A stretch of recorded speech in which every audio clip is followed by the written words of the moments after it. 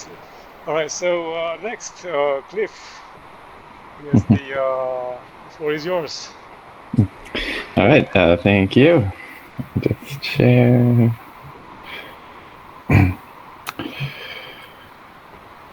Okay. All right. Well, hello everyone. Thank you for having me. It's a slightly more pleasant time here in Seattle than it is in Edinburgh. So I want to talk to you about how we used Python to write a model in a very big hurry in order to provide some advice to policymakers about the COVID epidemic. So to start with, Florian already gave a bit of an introduction, but just to recap with pictures. So I started off in computational neuroscience and physics. I worked on building training robotic arms. So we had these neuronal networks, like actual neuronal networks, not the things that are called neuronal networks that are popular in deep learning and so forth, but actual neurons with cell potentials and things like that, simulated cell potentials. But the idea was to control a robotic arm that was designed to mimic the mechanics of an actual human arm. So, like most things, a lot of the actual work got done in academia, and then Elon Musk decided it looked cool and created something called Neuralink and tried to claim credit for it, even though he really hasn't contributed anything. But that's another story. So at the same time, as I was doing that, I also started working first as a consultant and then more full-time in public health. So I started off working mostly in HIV and doing health economics and things like that, and actually doing a lot more of the compartmental type of modeling that William was just talking about. Before I go further, I just want to put up this slide. I am not going to read out every name, but just to acknowledge that this has been an enormous group effort from literally people all over the world. So just keep that in mind as you're seeing these slides, that many people have contributed in many different ways. So what is CoverSim? So CoverSim stands for COVID-19 Agent-Based Simulator. So as the name implies, it's agent-based, which means that unlike a compartmental model, we model individual people who move around and interact with each other. Because of this, it's stochastic. So compartmental models, as William mentioned, are usually deterministic. So you put in a certain set of parameter values and you get the same answer out every single time. You can't do this with agent-based models because every agent in every situation is going to be in a new situation, and you can't say right, either you get infected or you don't. You know, if you have someone infected in your household, and you spend 3 days with them while they're infectious, either you get infected or you don't. And you can't, in a agent-based model, you can't say, oh well, there's a 30% chance of infection, you get 0.3 of an infection. Either that person gets infected or they don't. And the only way to calculate that is to throw a random number and say, well, 1 time out of 3, that particular person is going to get infected. So I'll talk a little bit more about that, but not too much. So happy to answer questions about that if you have them. One thing that was really important for us is we did want to make everything open source and in Python, so it was easily accessible.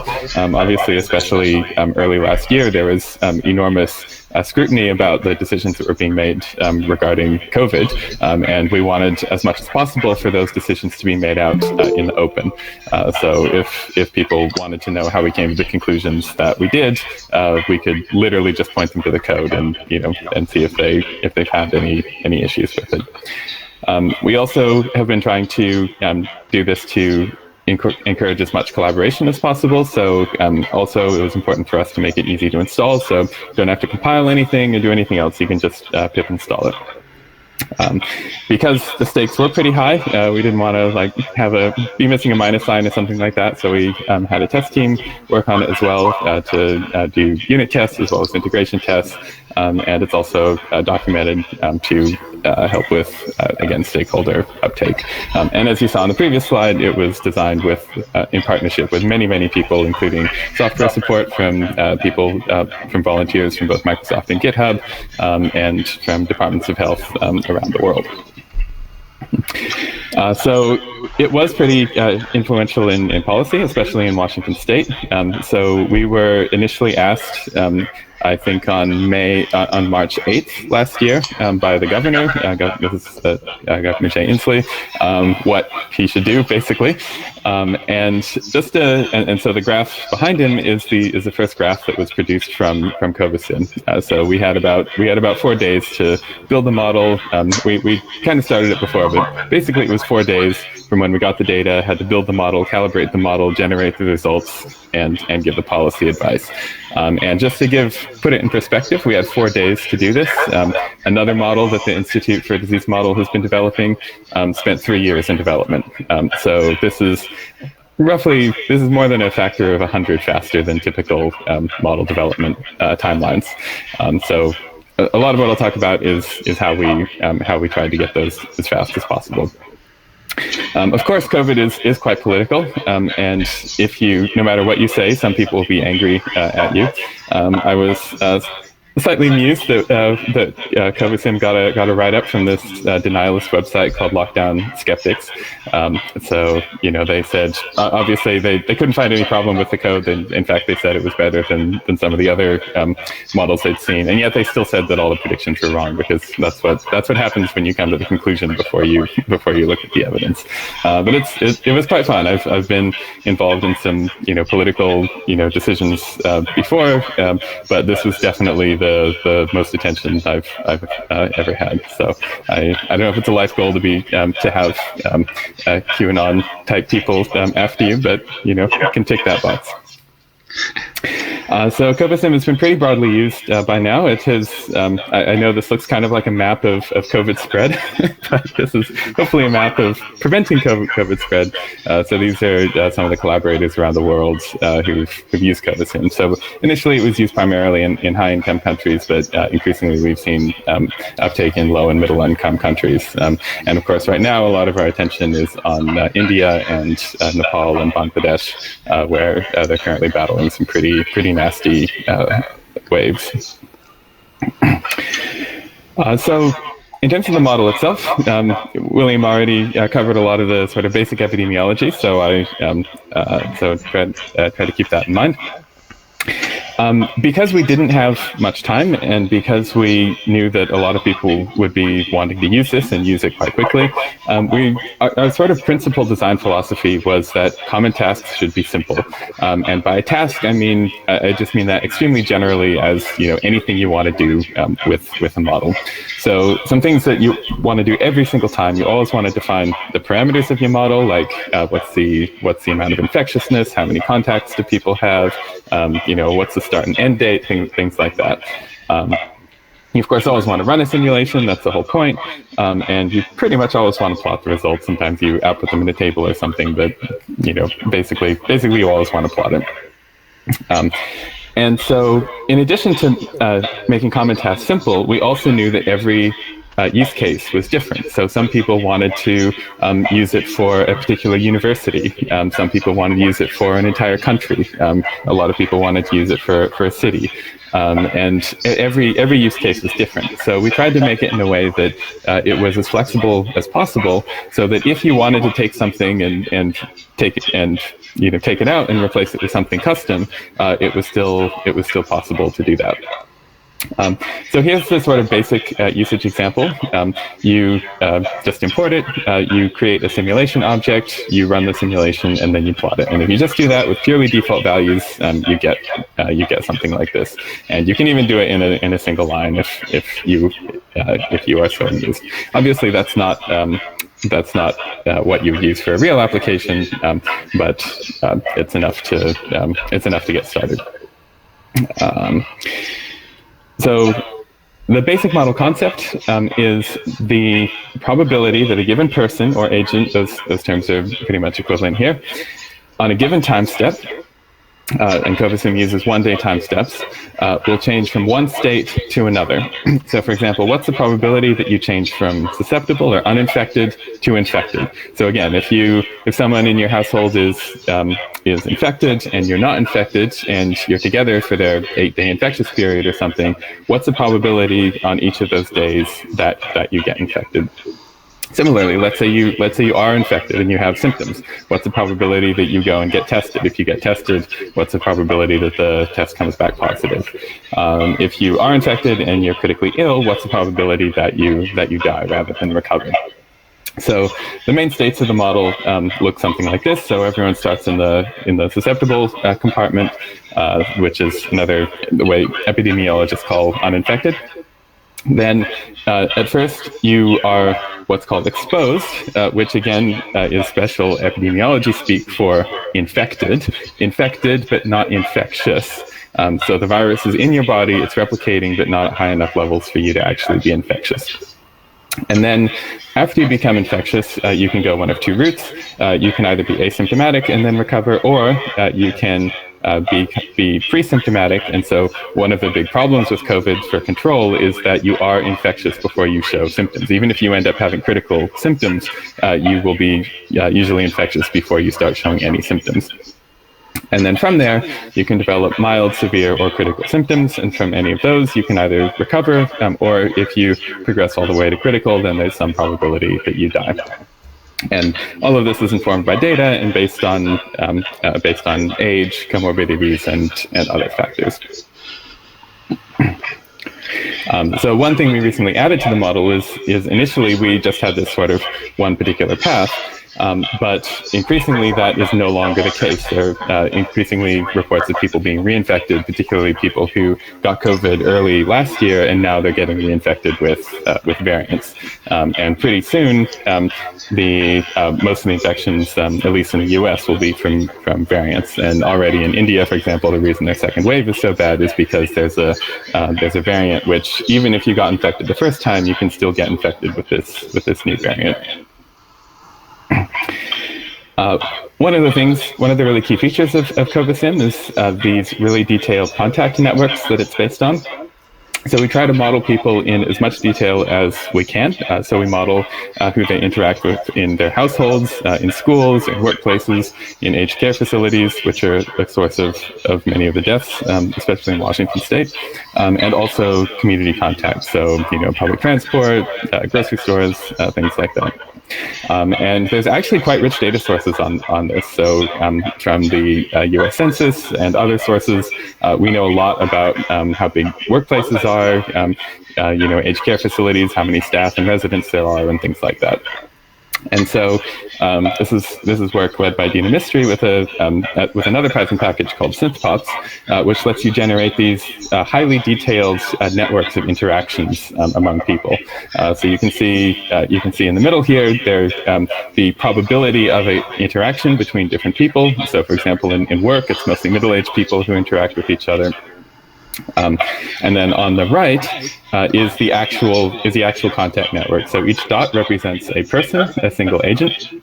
And you can see the households are mostly 1, 2, up to 6 people households, where schools are all about the same class size, and then workplaces are quite variable. There's some very small workplaces and also some quite large workplaces.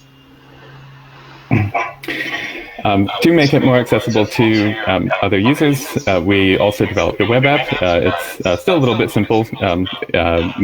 We were actually surprised at the level of technical ability that a lot of the stakeholders had, and they were happy to run it just straight from Python.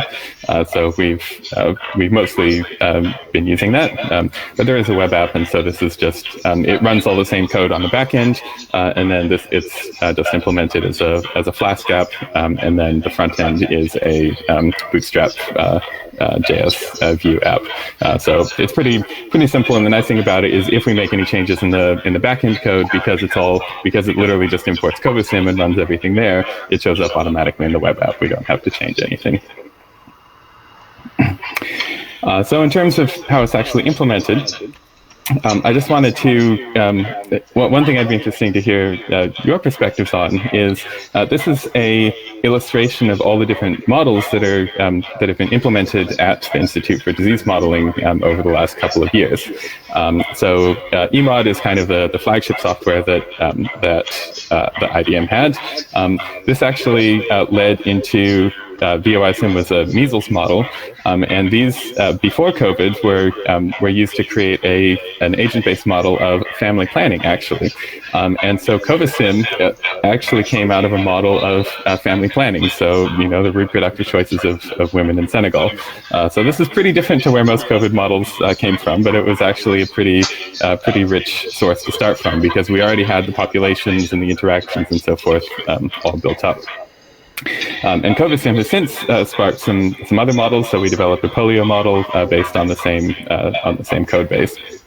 And what's been interesting is, as all of these models have kind of evolved independently, they're all in their separate repositories, but what's the right way of combining or keeping them separate? So you figure out a way of doing something faster in one model. Do you go and update all the other models, or did the models diverge after that point? So we haven't yet found a good solution to that. It feels like if you try to keep all the models in a single code base, then that code base just grows and becomes quite unmanageable. But on the other hand, if everything's separate, then it's really difficult to do technology transfer between them. I will, however, talk about some technology transfer we did here. So there was a funny little change. So Covasim came out of this family planning model and was developed very intensively over the last year. The family planning model was renamed to FPSIM, and it has also continued development. And then just recently, a couple of weeks ago, we did a tech transfer from Covasim back into the family planning model to increase the speed. So that was an interesting exercise. It worked, but it was fairly time consuming. So I want to talk about how the obvious way to write simulations in Python, and by simulations I mean specifically agent-based models here, where you're simulating individual people. So the obvious way of thinking about it, especially if you've kind of come from an object-oriented programming perspective, is, well, you have to loop over time. There's no way to avoid that, because what happens on day 5 depends on what happens on day 4, and you can't know what happens on day 4 until you simulate days 1, 2, and 3. So there's no way to avoid the loop over the time steps.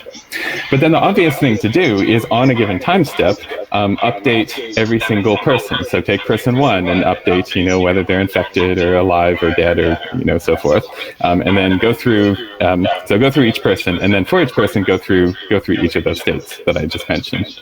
And for reasonable numbers of time steps and people and states, you end up having to do this 1 billion times.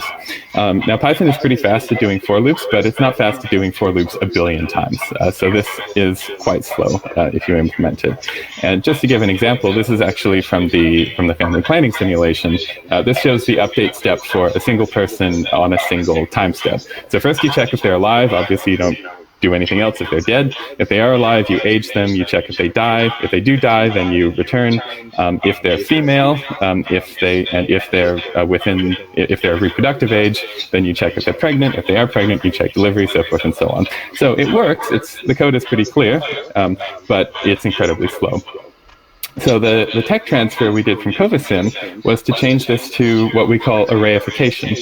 And it's actually quite a simple change. The only change is that on each time step, instead of looping over every agent, you instead loop over every state. And this means that instead of having to execute the innermost part of the loop 1 billion times, you only have to execute it maybe 20,000 times. The downside of this is it does make things confusing, because instead of having these kind of logic gates for each person, you're instead relying on these quite complex indexing operations, and then they can become nested. So you have indexes of other indices, and so this is what that kind of code looks like. So you find so instead of checking for each person if they're alive, you find the indices of all the people who are alive. And those of you who are familiar with Numpy, this is equivalent to like a flat non-zero kind of operation. And then only for the people who are alive, you age them. Only for the people who are alive, you check if they died, and so forth. So it's a bit more difficult to get your head around, but this one simple trick means that you can get up to 100 times performance gain. And this means, because all of the heavy computations are happening in Numpy, it's basically as fast as if you wrote it in C++. So this is just an illustration of the time between these two implementations. You can see there is some constant time for small population sizes, but otherwise it's pretty linear. So for the family planning model, we got about a 60-fold speed increase just from doing this. And to put that in perspective, it looks like this. So on the right is the new version, and on the left is the old version. So a pretty significant difference for making just that one change to how the innermost loop works. Okay, we don't have to wait for it. Well, all right, we'll wait for it to finish. It's really not fun to wait for it to finish. So for Covasim, it looks like this, and so the way to think about it diagrammatically is you have all of your people, and in an object-oriented perspective, you would say you have person A with an ID and an age, whether or not they're dead or susceptible or infected, and so forth. And you would do this for every person in your population. In the array-based version, instead, people is just a dictionary, and each key of the dictionary is a different possible state. And each of these keys is a Numpy array. So the age, instead of having people.person.age being a scalar, you have people age, which is this Numpy array. And that means that you can do operations on it much more quickly. And so by doing this, we get performance of about, in Covasim, we can simulate about 7 million person days per second, which is pretty good performance. It means that you can run basically anything you would need to just on a laptop. The other kind of trick we used was Numba. So Numba is a decorator, which you can apply to pretty much any function that will compile into machine code. And Chris, yes. allow me to interrupt you here. You have one of the Numba original developers here. Oh, really? Yeah. All right. Well, I should probably stop talking, and you should talk through this slide. If he wants to reveal himself, he will. But he's here listening to you. Okay, great to know. So Numba is clearly the greatest Python library ever written, and the reason for that is you can just add a decorator to a function, and you don't have to change anything else about the function. All you do is declare the types. And again, you don't necessarily have to, but at least in our experience, it was necessary to get the greatest speed increase.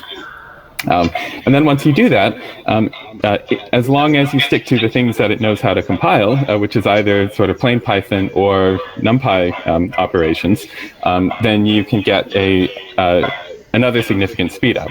Again, if you're just doing a very simple Numpy operation, at least in our experience, you don't typically get that much speed up. But if you have some complex logic, then you can get quite a significant speed up. So the simple example here is just trying to find all of the people who are paired contacts between one list of people named P1 and another array of people called P2. So I can't remember off the top of my head how much of a speed up you get with Numba here, but it's significant. It's probably about a factor of 10. For more computationally heavy stuff, so this pretty intimidating block of code here is the core of Covasim. This is what calculates who gets infected on a given time step, and this is what takes about 50 to 70% of the total time in the model.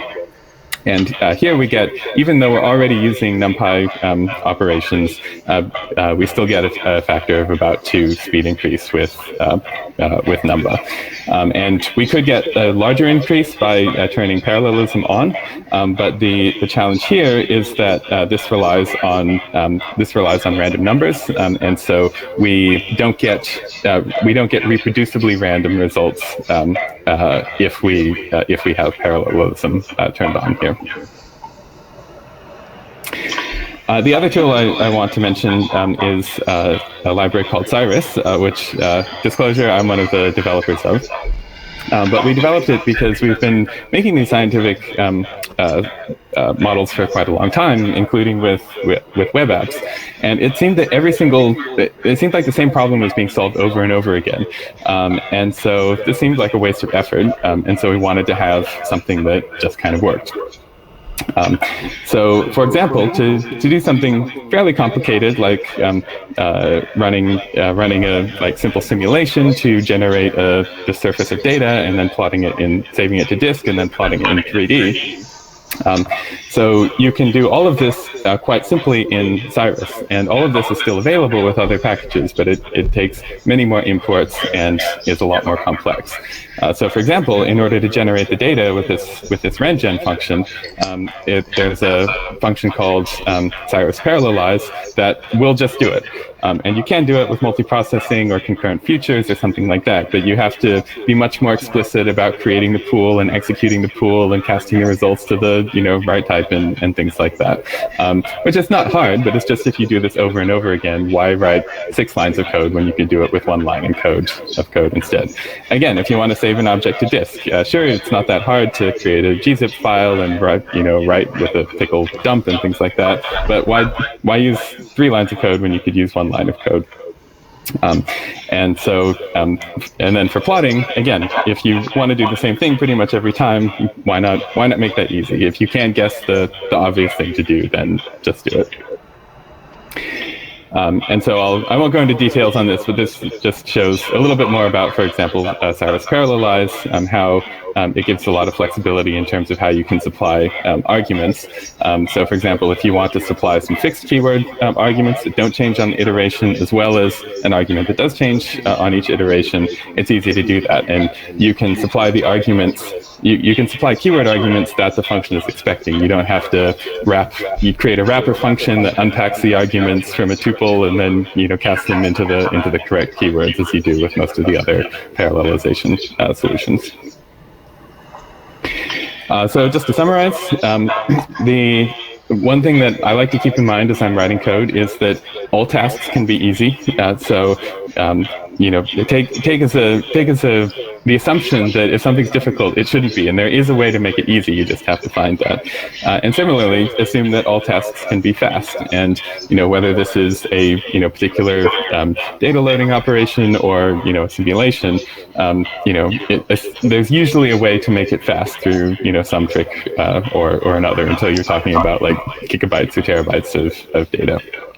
So here, the tools that we found most helpful in order to achieve this were Numpy, which gave us about a 50 times speed increase, of course, depending on a lot of things. Numba, which gave us about an additional 2 times speed increase. And then Cyrus, which tended to simplify things pretty significantly. And if you are interested in any of this, and if you have some time and interest in helping out, we'd certainly love to hear from you. So we're always keen to have people who are able to contribute. So thank you. I'll stop there. Thank you. Yeah, that was very interesting. So yeah, if people have any questions, yeah, unmute yourself or maybe write a question in the chat.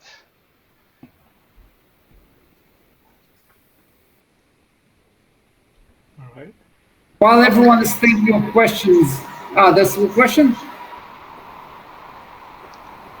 Okay.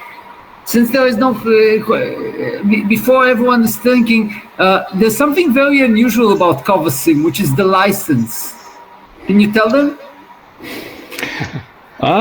So it's a Creative Commons license by, what is it, by 4.0 something. We had asked if we could release it with an MIT license. We were told no. We asked why. We were told it was above our pay grade. So unfortunately, I can't give any more information. It is an open use license that you can modify, adapt, share, so forth and so on. I like it. I like it. It's like, this is one of the unusual things, but also like 4 days of work to generate a model. This is commendable. Believe me, I know. Yeah, so I do have a question about the that performance increase that you said use the indices. Is it the what you just showed us, the fact that you put let's say the I don't know, age and whatever, all those parameters on the left side, and then you put the people as columns? Was that the thing that actually really did the speed up, or was something else? Then isn't that right? Yeah, no, that's exactly it. So it's just about basically taking, instead of having each agent as a separate thing, putting it more. You can also think of it as like a data frame, basically. So you know, the columns are the different states, and the rows are the different people. We actually tried to implement it as a pandas data frame because it seemed like the obvious thing, and pandas is really slow. I don't know if there are any pandas developers on the call, but we were very surprised. It was about 50% slower than just pure Numpy. We also tried X-Array. That was also very slow. That also surprised us. And can you also give us like an intuition? I know you mentioned agent-based modeling. So when I'm thinking about agents, like I usually, like when I read about agents, usually it's like AI-based agents or something like that. Is it like, and then rely on a lot of like game theory and things like that? Is it something like that, or is it something else? Like, no, it's very similar to that. So you know, things like NetLogo or Mesa, which are other agent-based modeling frameworks. They're very similar in terms of design. The difference is here, everything is up to you to decide. You know, how are you going to update the agents? What states do they have, and things like that. Right. But Florian, it's a misconception. Agent-based models is just a tool to simulate things in game theory. Got it. Okay. So, like, because game theory, it's like games that who plays multiple players. How do you simulate them with agents? So this is where the relation comes from. It's a misconception. Agent-based modeling is something that you may have. If you ever written a game of life at some point, you're familiar with the life application. Yeah, it's agent-based modeling in the sorts. Cool. All right. Any questions from the audience?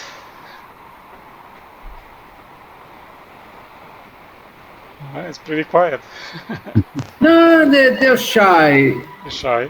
It's like I can point to some people who will probably be more vocal after we close the recording. All right. Well, I will say that I was surprised to hear that pandas was 50% slower. We're gonna have to take a look at some of the stuff we're doing. That actually concerns me. I mean, again, all of these things, it's very difficult to put a hard number on it because sometimes, you know, they're literally orders of magnitude of difference. So one of the things we did is we put Numba decorators on basically every single function, and then we removed them one by one to see like which ones actually impacted runtime.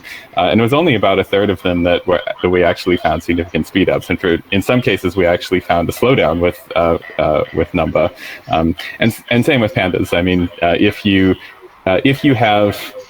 if you have extremely long, if you have extremely large data frames, you probably won't see that much of a slowdown.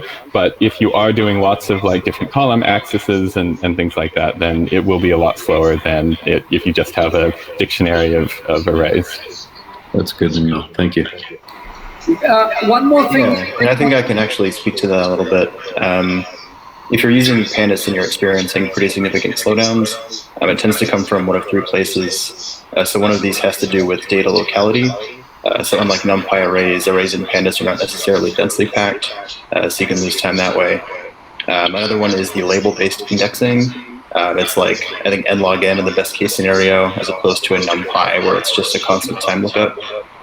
And then the third thing that you're going to run to when you're using pandas for these kinds of operations has to do with just all of the layers of compatibility in those arrays. So even if you do something simple like an indexing call, you're doing it by location, it still passes it through the label checker first. And in some cases, there are little helper methods you can use to get around it. But for a lot of the work we do, for example, in the inner loops of everything, we cast it all down to NumPy arrays, perform our operations, and then convert it back. Yeah, who's speaking? Oh, sorry, this is Dylan. Thank you. Google Meet doesn't let you change the name of the thing, so it'll just say Austin Python. So Dylan, this is one of our organizers, so it's important for you to know. Great, thank you, Dylan. I have a question about the GPU thingy. Numba can run on GPU. Cliff, can you comment on this? Like how faster and things like this? It's a good point. Short answer is we haven't tried it yet. Hopefully, if we should just be able to add a keyword to the Numba decorator, and it'll all work perfectly. But we haven't tried it yet. So it's on your pipeline because I see a significant speed up there. Yes, I'm guessing it will have the same issues as the parallel, like the multi-threading within Numba, because one of the slowest steps is just out of the millions of possible infection events that happen each day, you need to check every single one to see whether or not it actually happens, and you need a robust random number stream. So it probably wouldn't be as simple as just doing that. We'd probably have to change the way we're drawing random numbers as well. So we could probably do something fancy with chunking or something, but yeah, that's currently an unsolved problem. Yeah, I think Jax has something for that. Jax, okay. So have you run meetup? Someone will tell you. So have you run into any like memory problems? Like you had like too many of those people like in the Numpy array. Like, how did you deal with that? Like you probably want to run the simulation using all the people possible, right? Have you run into like memory issues there? We haven't hit memory issues, so it takes about 1 kilobyte per person. So especially if you're running on an HPC, you have hundreds of gigabytes of memory. So we've never found a case where a simulation would complete in a reasonable amount of time, and we were hitting memory limits. Cool. That's very interesting. Yeah, I'm working on some project right now. I'm running some memory issues, but we have images, so it's a different deal. We do not store pictures of each person in the model. So if they reduce the time step instead of days to hours or like minutes, then they'll start having memory issues. But until then, it's CPU intensive, all of those things. And you can always chunk it up into smaller simulations, even if you hit it. Well, so most of the memory is taken up by the people themselves, and there are ways you can record the state, but in general, the state of each person is not recorded on each time step. So it actually memory doesn't scale with the time step or the length of the simulation. The only thing it really scales with is the population size. Oh, you don't hold those people in memory? No, so we just compute summary results, like how many infections happened on this day or something like that. But and we will store the dates of events. So if a person got infected on day 43, then that person their date infected entry will be 43. But we don't store day 42, not day 41, not infected, day 42, not infected, day 43, infected. We don't store that. So you also optimize whatever you're storing. Interesting. And also. If we're talking about this, it's enough to store the random seed for the entire population and get the entire same producible thing if you don't have parallel issues. Yes, that's right. So we have been thinking about ways of changing the way we're doing random numbers. Best practice is to use different random number streams rather than a single global random number stream, because it is the issue of one extra person becomes diagnosed or something like that. Suddenly the random number streams diverge, and everything that happens in the simulation after that is different. So that's not ideal, but it's also highly non-trivial how to solve that, because if a person's dead, then they aren't drawing random numbers the same way. So when the events don't match up anymore, it's very difficult to even decide, even conceptually, like forget about how you'd actually implement it, but even conceptually, like how does it work? And then it's kind of like the butterfly effect. You have to check out Python 4.9 for the random things, because they have the option of now seeding It's like the sequence of random. You can actually provide beyond the random seed like a sequence of things. I forgot how it's looked, but there's a census paper. The people who worked on the U.S. Census actually looked at many random generators because they wanted a true random generator, but they actually referenced the Python 3.9 as an option to actually do things interesting with random numbers. You might want to check it out. Okay.